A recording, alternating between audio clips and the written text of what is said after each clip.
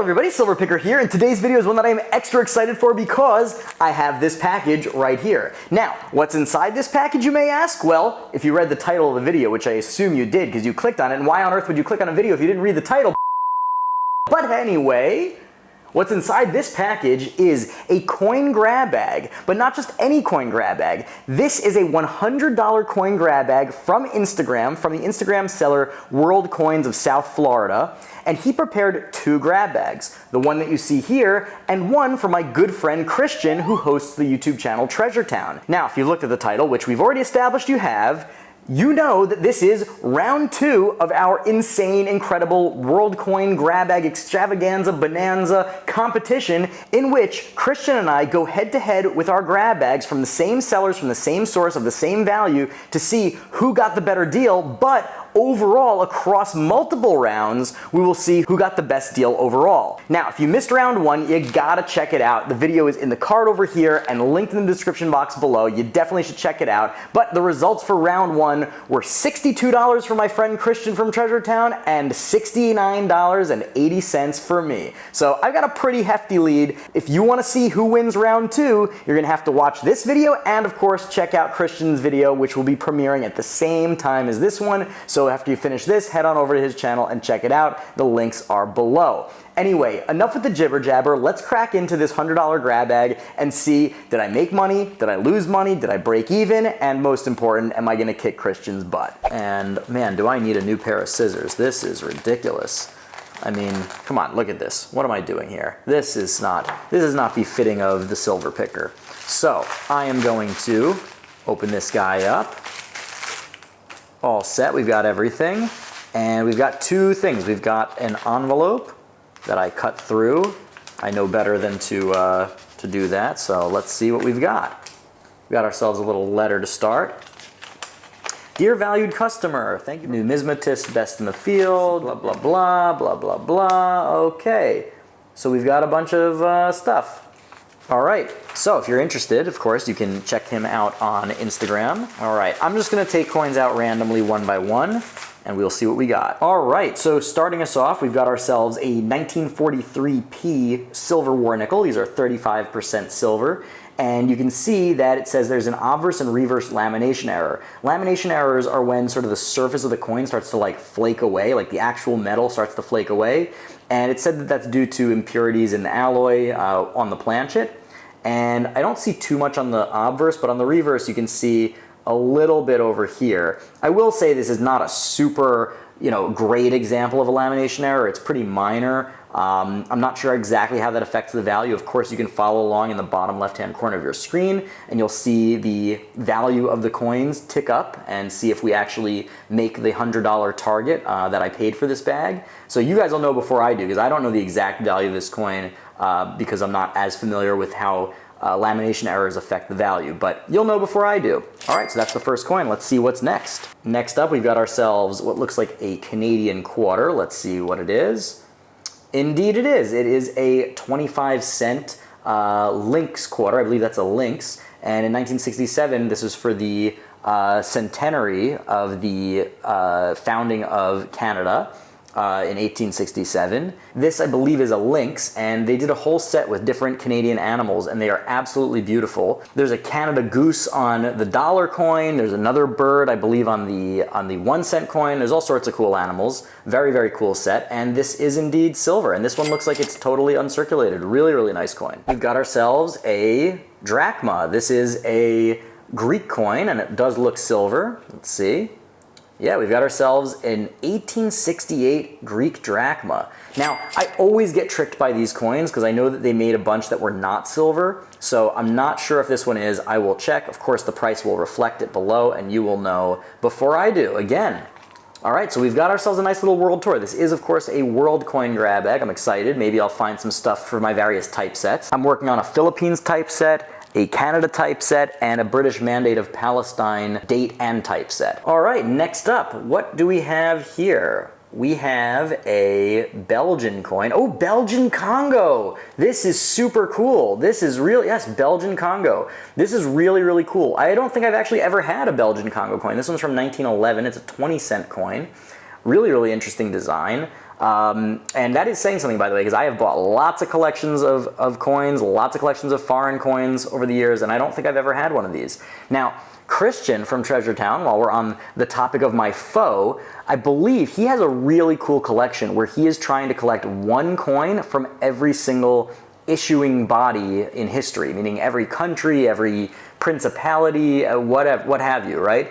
And I am sure he has one from here, and if not, maybe maybe I'll be a nice guy and offer it to him, even though this was in my grab bag. But that is really, really cool. I like these sort of unusual coins from places that don't exist anymore. Obviously, the Congo exists, but it's no longer a colonial, subject. Of course, the Belgian Congo has a very, very dark history, and you can all research that on your own. All right, next up.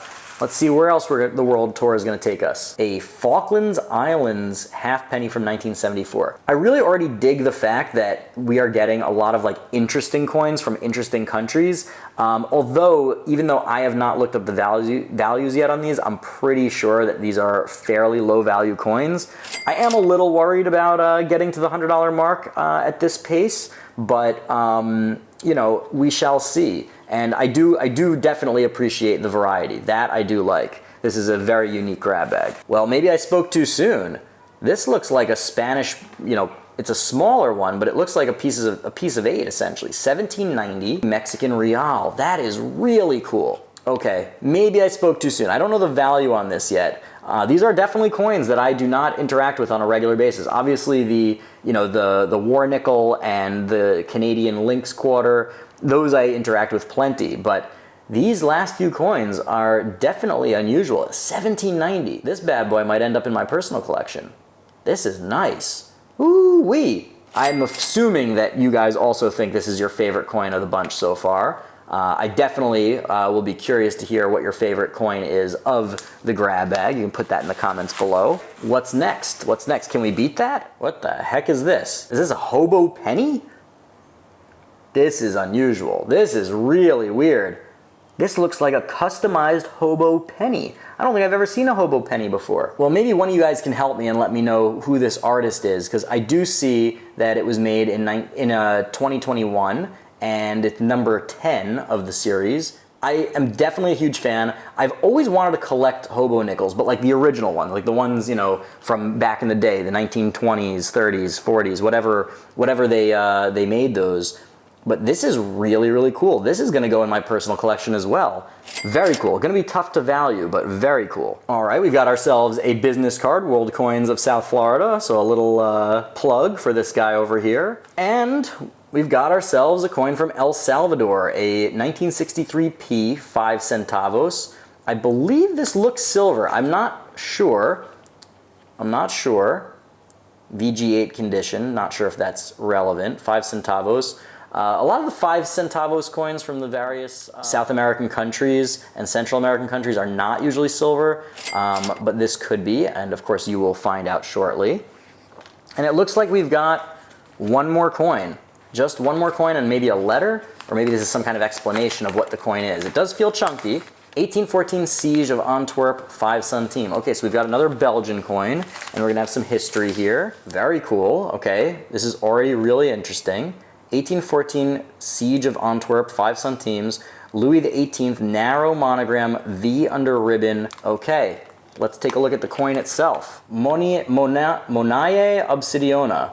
Obsidian money, interesting. So it's pretty worn. I don't know if there was ever an image in the center of the coin, but right now we just see the Monaie or Monaire Obsidiana,